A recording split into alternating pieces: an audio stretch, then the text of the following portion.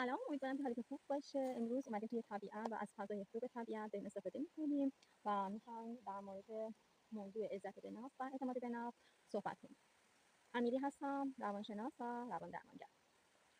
افرادی که اعتماد به نفس ندارن افرادی هستن که هنوز توانایی‌های خودشون رو نمی‌شناسن و معمولاً از اونها به نحو احسن استفاده نمی‌کنن. یعنی توانایی‌هایی که در اونها نهفته شده ولی متأسفانه افراد اونها رو کشف نکردن و مهم جلوه ندادن.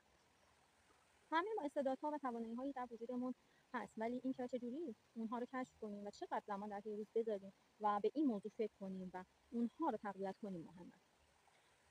اعتماد به نفس معمولاً در افرادی پایین هست که در واقع خودشون رو کامل نمیشناسن. افرادی که خودشناسیشون قوی باشه و آگاهی کامل در مورد خودشون داشته باشن، مسلماً اعتماد به نفس کامل و بالایی دارن.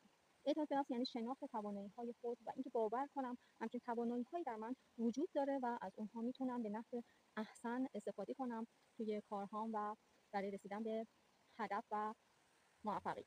عزت به نفس هم یک مسئله بسیار مهمی هست که معمولاً با اعتماد به نفس در ارتباط هستش و میتونه نقش اساسی در پیشرفت افراد توی مسائل زندگیشون به خصوص ارتباط با دیگران داشته باشه.